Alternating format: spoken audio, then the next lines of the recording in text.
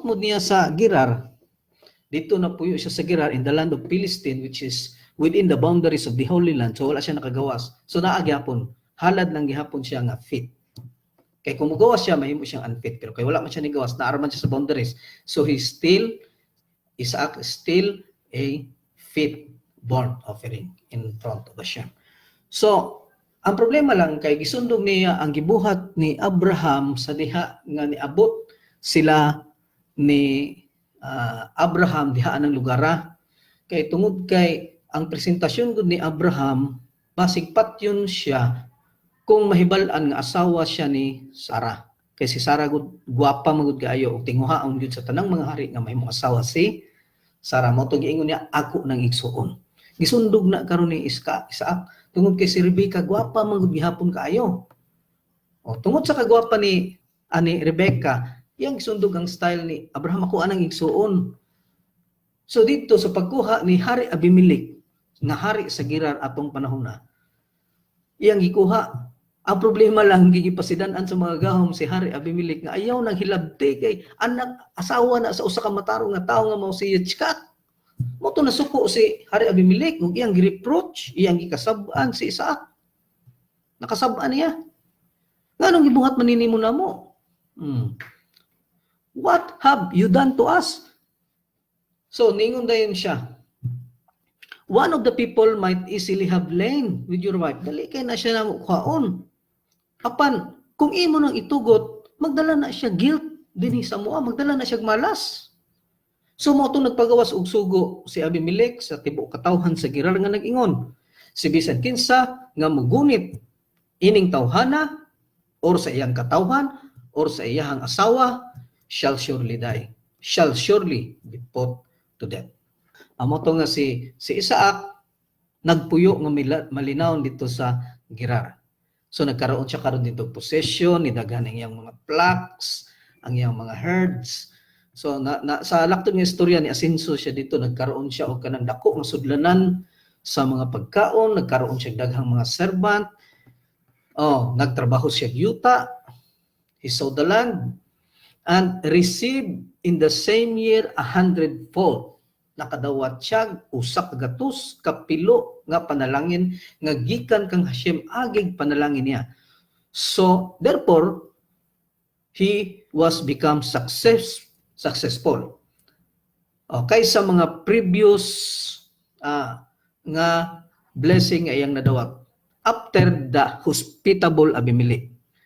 Tungod kay si Abimelech wala naman nag-desire sa iyang kwan. Pero sa mga nanglabay panahon, nakita ni Abimelech, nagkakurat man ni, basig madato pa ni kay Samua, nagkakusgan man ni sila, kay nagkadaghan man ni sila. Moto si Abimelech, dili niya gusto nga mahimong silingan si Isaac. Abimelech no longer desire his neighborship. So niingon si Abimelech, go from us. Hawa na lang diri. Nga naman, he now say to Isaac, for you have grown mightier than us. Nga naman, nagdaghan mo, basin mahimo pamungkusgan kay namo.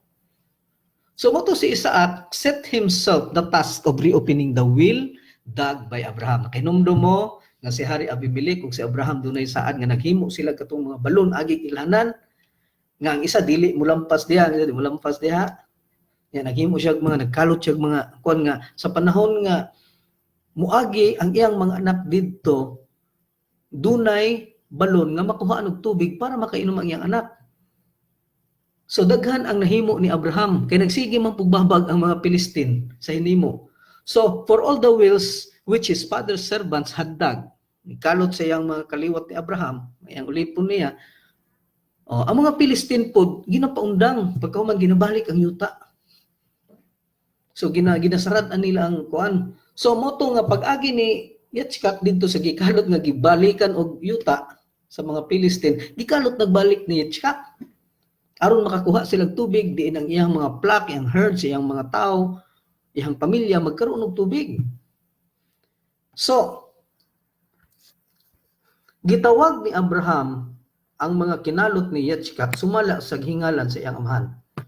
So ningon ang Midrash Hagadol nga kung halimbawa, a person acquires a house. Halimbawa, makapalit og balay ang usa ka tao. Halimbawa ako makapalit ko balay, laing balay, redimidaan. Halimbawa ang pangalan sa balay is ibutang natong Reyes Residence. So kung ako na makapalit sa balay, dili na nako nahinganlag Reyes Residence kay ako ano man ang balay, so hinganlan na nako sa akong ngalan. Himuon na nako na Villegas Residence. So ingon ana ang dapat, pero ang hitabo karon kang Isaac, instead nga ilisan niya og ngalan kay siya iyahan naman ang yuta, iyahan naman siya na may nagridag. So dapat hinganlan na sa iyaha. Wala ni hinganli sumala sa iyang ngalan, kundi gihinganlan gihapon niya in honor sa gingalan sa iyang amahan nga mao si Abraham. So wala niya usba. So unsa may reward ni Yitzchak tungod sa wala niya pag-usab sa ngalan sa mga ginganlan ni Abraham sa mga dag nga iyang gihimo. Si Abraham, sa wala pa siya mahimong Abraham, ang iyang ngalan Abram. So na-change ang iyang name. Si Jacob, ang iyang ngalan Jacob. Sa dihang after the fight between the angels, giusab ang iyang ngalan, nahimo ng Israel. But Yitzchak, from which he born, which named Yitzchak until he died, wala giusab ang iyang ngalan. Agi na siya ganti sa wala pag-usab sa ngalan sa to pa nakita na daan. Doon na de advanced prophecy sila nga nakita kining tawhan ani usbon ang iyang ngalan. Kining tawhanan ni dili usbon ang ngalan kay doon na ni siya reward tungod kay ang ngalan nga ginganlan sa iyang amhan sa iyang mga gipangkalot nga mga atabay is wala niya usba, busa kini si Yitzchak kay wala niya usba kay siya na may tag-iya karon ana, dili na ko usbon ang iyang ngalan. Aging reward sa wala niya pag-usab sa ngalan nga gihatag ni Abraham. Inasabtan? So then he dug wells of his own. So nagkalot siya. Kay samtang nagsigig kalot ang nagsigi siya grikalot. Itong ipakalot ni Abraham, ang mga Pilistine po dito katong mga pumuluyo sa Gerar, sige mo sila glali sa mga tao ni Isaac. So Isaac's servants dug in the valley and found there a well of living waters. Usa na sa katong kuan ni Abraham. Nakita nila nga naay tubig. Pero the shepherd of Gerar, katong mga nagpuyo dito sa Gerar quarrel, nakiglali sa mga shepherd ni Isaac. Kanang tubiga amo ana, kinaana sa amo yuta amo ana. So aside sa ikalot ni Abraham, nikalot pa siya tiyaglain. Sa dihan nikalot tiyaglain, nasuko ang kaning gitawag og mga taga Gerar. Naingon siya, amo man ang yuta nga magkalot man mo diha. So naglalis ang mga shepherd. Moto nga kanang tubig na adi amo na. Moto mga shepherd og si Isaac ginganlan nila ang ilang kinalot og the will of isik. Meaning isik, strife. Or kanang pagsigig away ba? Because they had contended with him. Ngano man tungod kay nakiglalis ang mga tao sa Gerar, may tungod sa atabay nga gikalot sa katawhan ni Yitzchak. Busa ginganlan ang gikalot og the will, ang atabay sa sa pagsigig away. Sa pigig-sigig lalis. So moto nga gisamukan siguro sa Yitzchak, nagkalot na pud siya og another kasi syempre nagsige mo sila travel, nalabyan na nila tong gikalot ni Abraham. So mo nang nakakalot sila lain na pong tabay. So kalot na po sila lain, gigibiyaan nila to kay samo kaayo. So they dug another well and they quarreled about it also. He named it Sitna. Nagkalot sila lain, naglalis na pod. Moto ang iyang kinalot ginganlan na pod nila og Sitna, ang atabay sa kasuko. Siyempre masuko ang gitong katawhan ni Isaac, siyempre nakita po sa taga-Gerar nga nasuko na, dinasuko na po sila. Motong ginganlan nila ang atabay nga naay tubig, the will of Sitna, the will of animosity, the will sa kasuko, ang atabay sa kasuko. So niingon ang Midrash Habior nga nagtudlo that there is not a righteous man who does not have detractors. Walay matarong nga tao nga walay kontra. Nasabtan nato sa tama ang Midrash Habior nga luyo sa pagkamatarong ni Isaac, luyo sa iyang pagkamayong tao na among itawong masuko. Mututama ang sulti sa Midrash Habior nga nagtudlo nga walay taong matarong nga naay walay kontra, naa gyud nay always opposite to his opinions. Naa gyud na siya. Una dili dita angayan o masuko nga dunay moopos sa ato ang opinions kay duna gina siya tungod kay ang taong matarong walay taong matarong nga walay opposer. Okay? Talmudic na siya. So he moved away. Lakaw na po sila kay samo kayo. And he dug another well. Pagkalot po sila another well. And they did not quarrel. Litula na naglalis over it. So moto nga will, ginganlan niya og the will of Rehoboth. Rehoboth means broad places. Sa Tagalog pa na siya kanang dako nga lugar ba? Malawak na lugar sa Tagalog pa.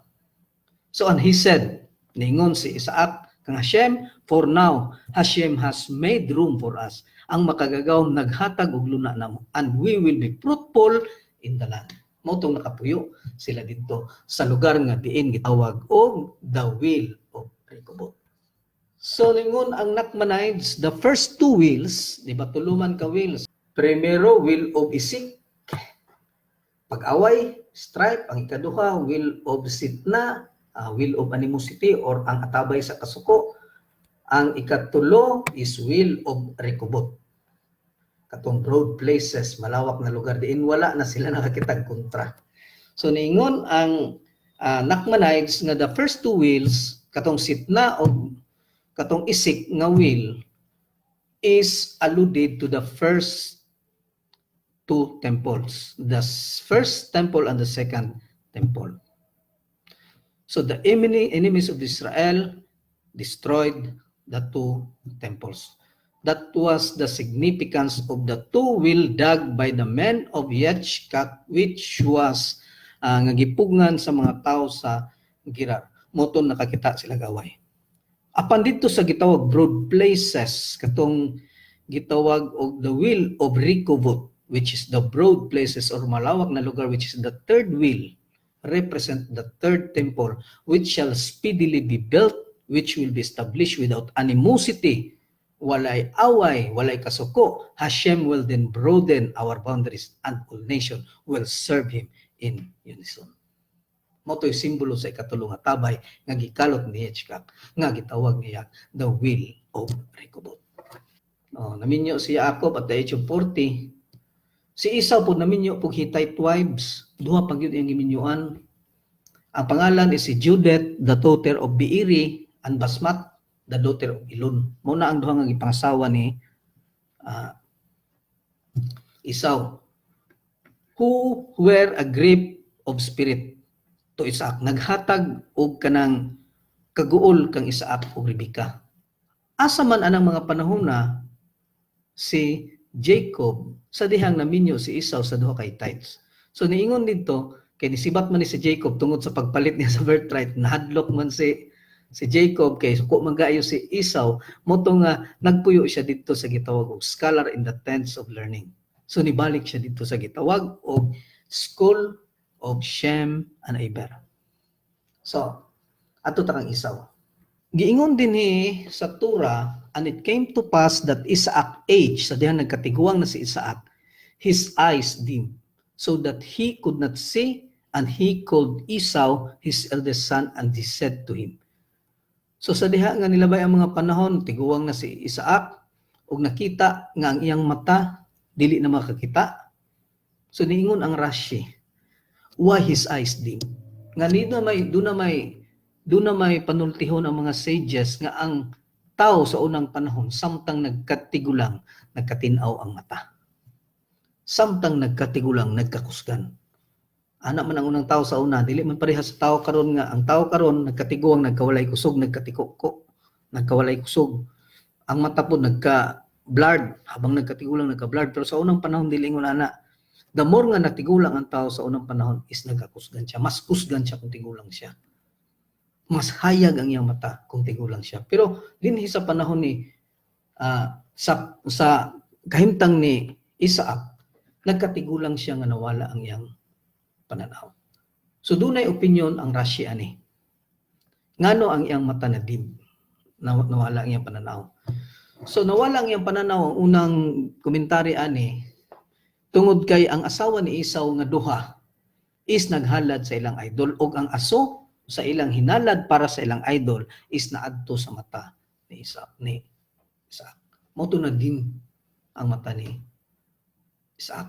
So another explanation is that when Isaac was bound on the altar and he was about to slaughter by Abraham, ihaw na unta siya, ana na, ang anghel karon hilak. Nito dito ka nga, Hashem, imo ba din buhaton sa imong matarong anak? So ang anghel ni hilak sa tubangan ni Hashem ug ang luha sa anghel na tagak na karon sa mata ni Isaac. Moto nakakos sa iyang eyes, sa iyang katigulungon nga mudim. Imbis magkahayag na himong dim tungod sa tagak sa anghel, sa luha sa anghel nga natagak sa mata ni Isaac sa panahon nga gihalat siya. Ikatulong komentaryo nga nung nagka-blurred ang mata ni Isaac is that this came to pass in order to enable Jacob to receive the blessings. Hashem let the eyes of Jacob and Isaac dim aron ang blessing nga para kang Esau maadto dito kang Jacob. Kaya kung wala to buhatan ni wala madim iyang mata dili bisan pag unsa og deceive ni Jacob dili ma-deceive niya si Isaac tungod kay klaro man ang pananaw. So mao ni ang tulo ka rason ngano nga nadim ang mata. Kaya sa ilang panahon dili mo dim ang mata. The more magkatigulang, the more magkatinaw ang mata. So karon ningon ang Torah, behold, I am old. Ningon si Hitchcock. I know not the day of my death. Wala ko masayod sa adlaw kung kanus ako mamatay. So ningon ang Midrash Rabbah. Ganong kabaluman siya nga doon naman siya hapit na siya mamatay. Si Hitchcock. Nganong doon naman siya hapit na mamatay si Hitchcock. Si Hitchcock. Nganong doon naman siya Ngano man sa ilang panahon gud kabalo man gud sila doon na sila tradisyon ba gisulti ni siya sa Midrash Rabbah. Sa diha nga ang tao magkatiguang na nya hapit na siya mo edad sa parehag edad sa iyang ginikanan. Kamatayon sa ilang ginikanan. Halimbawa akong papa namatay at the age of 63. My mother also died at the age of 63. So ang sultian sa Talmud nga kung asa kaliwat sa duha -5 plus 5 is dapat mahadlok ka diha sa imong kamatayon. Muna sulti sa Talmud. Muna sulti sa Midrash Rabbah. Unya nakita man karon ni Isaac nga si Isaac was 23 years old at the same time si Abraham namatay at the age of 175. Unya kay si Sarah namatay at the age of 127. Unya kay nakita ba ni Isaac nga niliwat sa siyang mama. Moton hadlok siya nga mamatay. Although wala siya kabalo kanus siya mamatay pero nahadlok siya kanus siya mamatay. Nahadlok siya nga mamatay siya.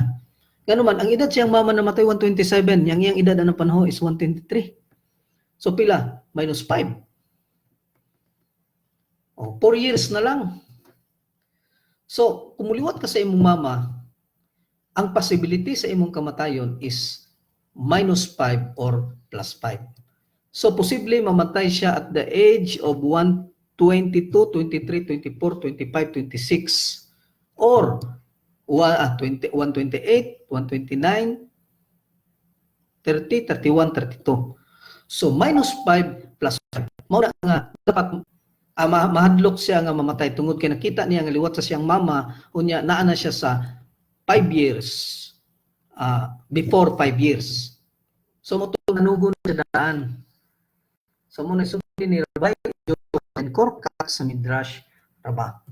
So naato ni nato makita sa Talmud nga nagsulti nga 5 days before and 5 days after sa death kung asa ka naliwat is dapat mahadlok ka sa matayin kay mauna ang possibility nga naa ka anang mga tao ito igang mamatay 5 years before and 5 years after kung asa ka naliwat.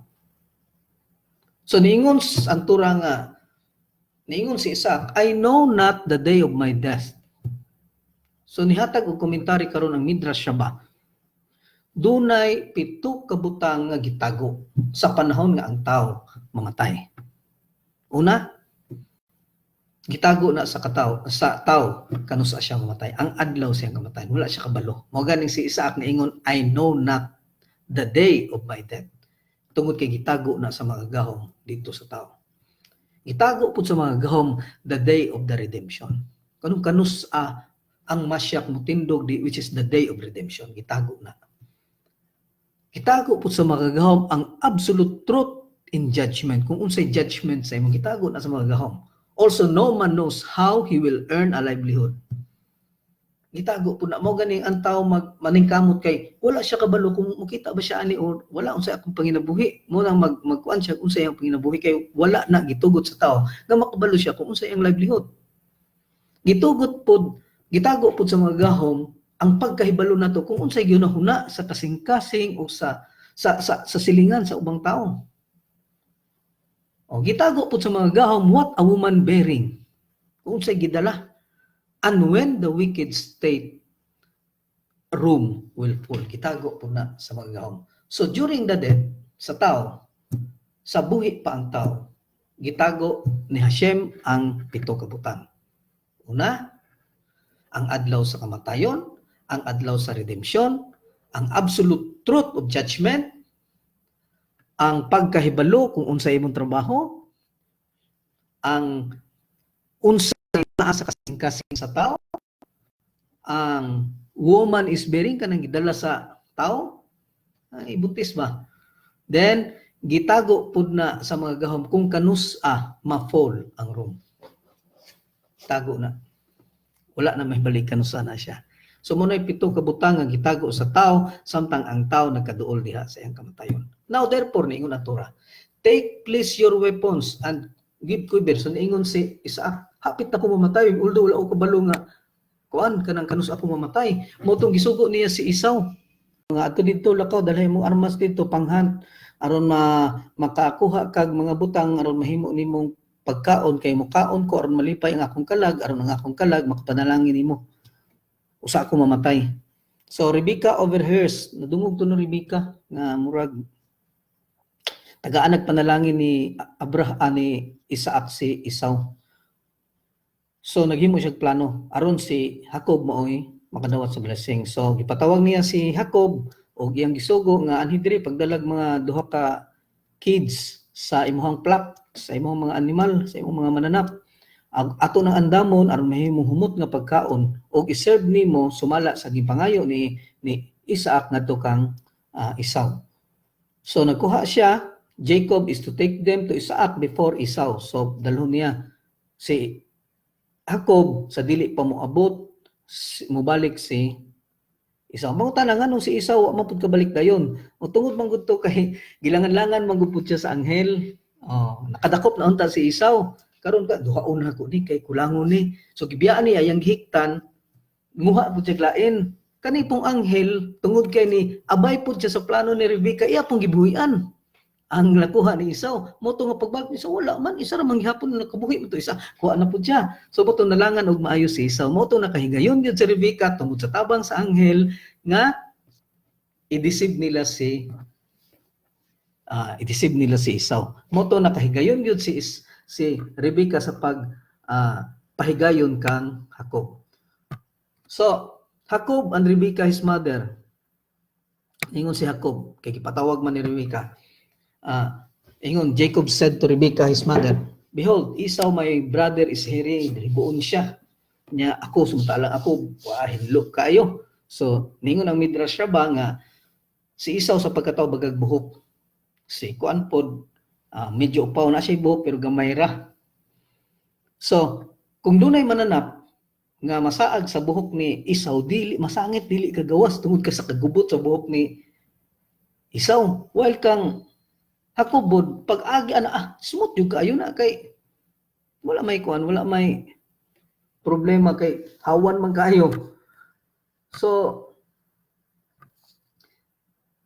this symbolizes that Esau is polluted by sin. Ang gubot kay siya ba gunahuna ba? Yeah, throughout the year. Unya wala siya chance nga maka-attend o kanang katawag og atonement. Whereas Jacob is defiled, yes, mahugawan siya, bayad pinaagi sa sala, sa tibok tuig, pero dunay chance si Jacob nga makabaton og atonement aron makakuha og forgiveness tungod kay dili man gud gubot og gunahuna si Jacob. So niingon si Jacob sa iyang inhan, perhaps my father will touch me and I will appear to him a deceiver. So kung ako nang buhaton inhan sa paghikap sa kuha sa akong amahan nga si Yitzchak, makita niya nga dili ako si Jacob tungod kay smooth man ang akong panit, wala may balahibo, basin mas ako ang akong amahan ug ingog ko niya nga deceiver ko. Imbes magdala ko panalangin sa akong kagalingon, magdala na hinuon kong course. Pero si Rebecca gi-insist niya, ako'y bahala na, doon ako'y plano. So tuod man, she dresses Jacob in Esau's clothes. Katong Esau's clothes, di ba gikan man to kang Nimrod, nagikan po kang Adam, naadto kang Cain, nakuha ni Tubal Cain, nakuha po ni Nimrod, o niya nakuha ni Esau, mo tong gipatay niya si Esau, gihatag niya sa iyang mama nga si Rebecca. Mao to nga maupo to pusuot ni Rebecca kang Jacob. Uncovers his arm, ibutangan og mga balahibo, og diri sa likod, back of his neck, with the skin of the goats from which he prepared, she prepared. So, ibutangan og mga balahibo sa kanding, so that he should feel like his hairy brother to his blind father, his son. Okay? So, dini gisulti nga si Jacob ni adto na dito sa iyang amahan. Ingon siya, he came to his father and said, "My father." So ningon po niya, "Oy, narako. Kinsa man ka? Akong anak." So ningon po si Jacob sa iyang amahan, "I am Esau, your firstborn. Ako si Esau nga imong unang anak. I have done as you have spoken to me." Akong gibuhat kung sa imong sulti nako. So tindog niya, "Please rise, tindog diha. Ako diha, bangon diha, niya sit down o kauna ning akong giandam nimo aron ma-bless ko nimo." So niingon si Isaac said to it, "Kanong dali ra lagi ka kaiksan, di ba bag-urta man ka gisugo?" So niingon po si Jacob, "Because Hashem sent me good speed. Hashem, your Elohim, sent me good speed." Na si Jacob. So ano din si Isaac nga, di man musulti ang akong anak kung hitungod ni Hashem, di man gina siya misgot sa akong ngalan, pero kaning bataan ni hisgot. So nagduda siya nga dili ni si Esau, si Jacob ni, kay si Esau dili hisgot sa ngalan ako. Mutong ali ra gud diri duol, kay filta ka kay para masiguro na kung si Esau bagyog ka. So sa dihang hikap siya ni Isaac. So sa dihang hikap siya ni Isaac, dali duol din ma-feel na kung si Esau bagyog kag dili. Sa dihang ni duol si Jacob kang Isaac, iyang gi-feel really, uy, balibuon yun, pero ang tingog si kuan man, Jacob man. But the hands are the hands of Esau. Ito nga, duda siya. So, ningon ang Talmud, the voice is the voice of Jacob. Ningon ang Talmud nga, no prayer is effective unless the seed of Jacob has a part in it. Mo gani nga, most of the prayer comes from the Psalm of David, and it is effective prayer from our forefathers, from patriarchs, tungod kay gikan man gud ni nga prayer kang Jacob, and it is effective kung ang imong prayer effective, therefore you have the seed of Jacob. Part ana ang seed. Pero kung maingon ka nga the hands of Esau, ang meaning ana is nowhere is successful unless the seed of Esau has a share in it. Ngano sa may batasan ni Esau, mupatay na siya nga walay luoy-luoy. So kung makapatay kag tao, buot pasabot nga sa anang panahon na si Esau na animo. Pero sa panahon nga dunggon imong prayer, buot pasabot ang seed of Jacob na animo. Mao na hisulti sa Talmud. So Jacob received the blessing which Isaac intended for Esau. So although si Isaac nagduda nga dili ni si Esau kundi si Jacob ni, pero sa gihapon gihatag ni Isaac ang blessing ngadto kang Jacob, sumala sa blessing nga ihatag unta niya kang Esau. Pero kabalo ang mga sages nga si Isaac mismo, before he gave the blessing, kabalo na siya nga para to siya kang ang iyang gi-bless is si Jacob. Tungod kay sa pag-abot gud ni Esau, nisulti naman siya nga gikuha na hinuon sa imong igsuon ang imong blessing. Anong kabalo man siya ana? So ang blessing niya sa kang Jacob mao ni, may God give to you of the dew of heaven and the fatness of the earth and plenty of grain and wine. So grabe blessing. May people serve you. Ang katawhan sa tao malagad nimo. Okay. Bina ko na mag notification basin og mo. Wala na po ni ikatulo na ra ba ni? So may people serve you, and nation bow down to you. You shall be Lord over your brethren, and your mother's son shall bow down to you. Cursed be those who curse you, and blessed be those who bless you. So mo nang panalangin niya kang Jacob. So Esau enters his father's room, niabot si Esau ron. After sa paghatag og blessing kang Jacob. So nilakaw na si Jacob. So, and the deception is discovered but nothing can be done. Wa na sila mihimo. Nahibalaan niya nga, na-deceive day ko. Na-deceive siya ni Jacob, ingon si Esau. Pero wala sila mihimo. Naingon dayon si Isaac kang Esau, behold, I have made him your Lord. Gihimo na ko nga siya imong master, and all his brethren have I given to him. Ang imo tanang igsoon akong gihatag niya. Ingon nga servants, kauban sa grain, wine, have I sustained him. What can I do now for you, my son? Anak niya si Esau. So ingon po si Esau, Father, have you but one blessing? Wala dyan ko nimo binli, my father. Bless me too, my father. Umrang na kalain si Esau, nganong, wala dyan ko nimo binli, bless ko, father. So, but all that Isaac can offer his distraught son is a blessing that your dwelling shall be of the fatness of the earth. Nga diin ang pagpuyo ni Esau mahimong madagayaon diha sa ita. Mao to'y blessing nga mahatag ni Isaac ngadto kang Esau. And of the dew of heaven from above, you shall live by your sword. Giingnan niya si Esau uban sa panalangin. Magpuyo ka diha sa imuhang sword sa pagpakig-away, and you shall serve your brother. Ingon ang imong kaliwat, maga-serve sa imong igsoon. It will be when you're grieved that you will break his yoke off your neck. So, ang panalangin nga gihatag ni Yitzchak ngadto kang Esau is nag-uban sa prophecy sa kamatayon mismo ni Esau. So, lagot kayo si Esau. Ningon man nga it will be when you're grieved, sa dihang mag-grieve ka tungod sa akong kamatayon, anang panahon na maputol po ng imong ulo. Sa ato pag-prophesy na daan ni Yitzchak, ang mahitabo kang Esau sa panahon nga mamatay si Jacob. Sa kamatayon ni Jacob, mabreak po na imong liog. So Esau is furious, nasuko. Gusto niyang patyon si Jacob. Moto si Rebecca sa pagkadungog niya ato giingnan niya si Jacob nga oy adto sa Haran. Didto sa akong igsuon nga si Laban didto. O niya pangasawa ang iyang anak. So to her husband. So Rebecca says that it is a time for Jacob to marry. And she certainly does not desire that he follow the example of his brother marrying him a Hittite woman. Dili gusto si Rebecca masundog si Jacob kang Esau nga naminyo og duha ka Hittite woman nga mao'y rason nga nakapabuta kang Yitzchak tungod kay naghalad naghalad og idol. Dili ako gusto so dito pagminyo dito sa kaliwat ni Nakor nga mao si kaliwat ni Laban nga igsuon ni Rebecca. So isa sa to pa ang naminyo ni Jacob isang iyang igagaw.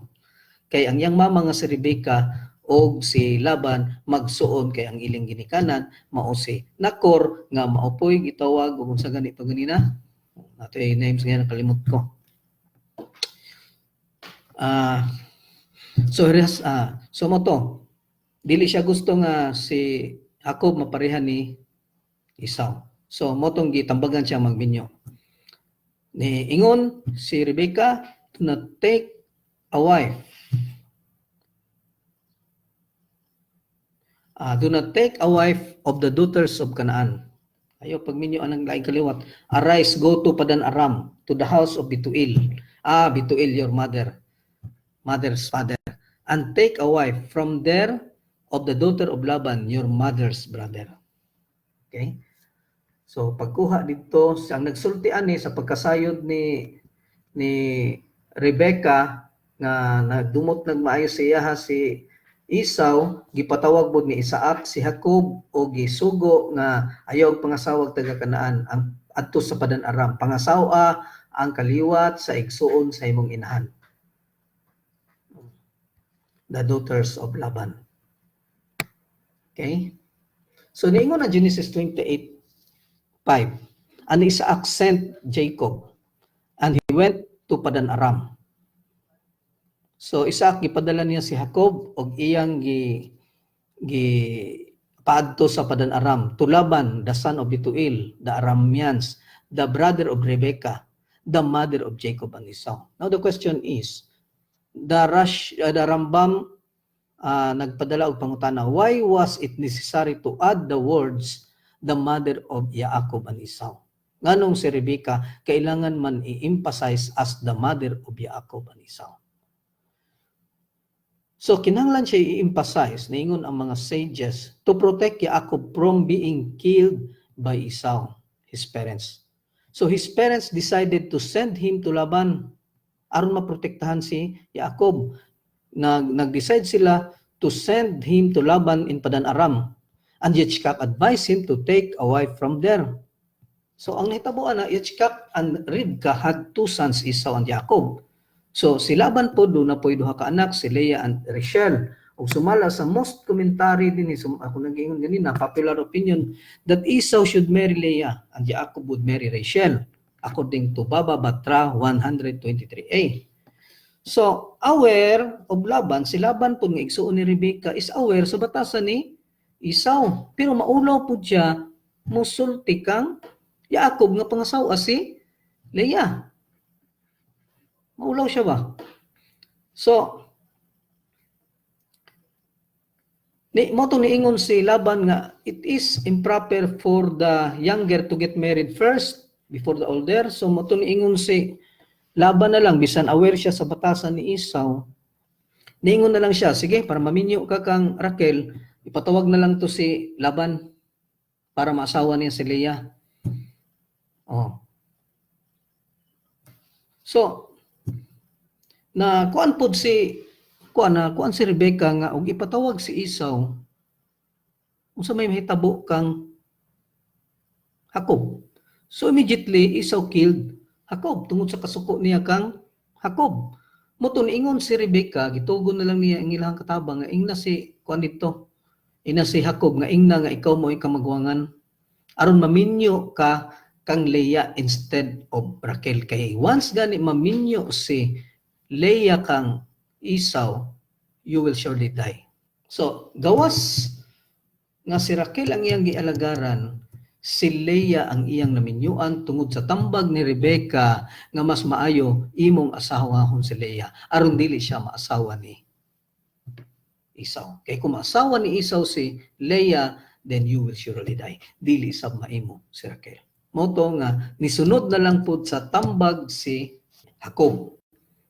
Tungod di man unta siya, pero tungod kay nagtugon man sa pangasawa na lang, bisan tuod gideceive siya ni Laban, pinaagi sa pagtabon sa naong ni Leah aron dili kunuhay mahibal-an nga si Leah to, pero pag ana niya nga si Leah, hinumdum niya ang tambag siya inhan pangasawaan na lang na siya aron dili na maasawa ni Esau.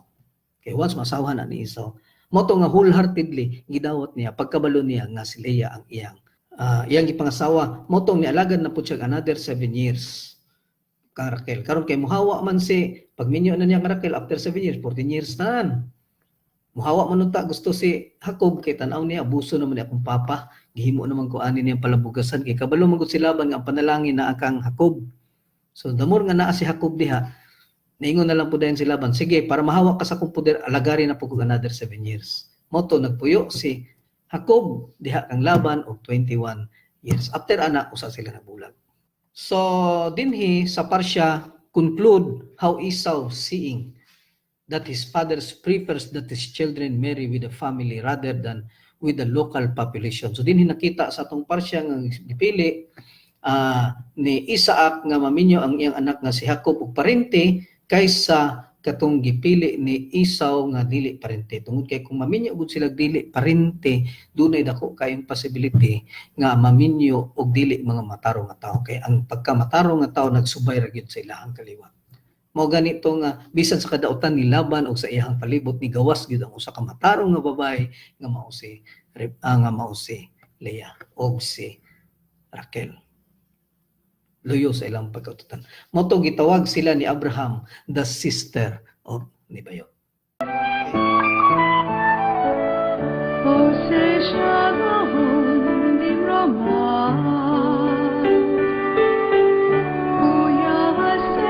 Shalom.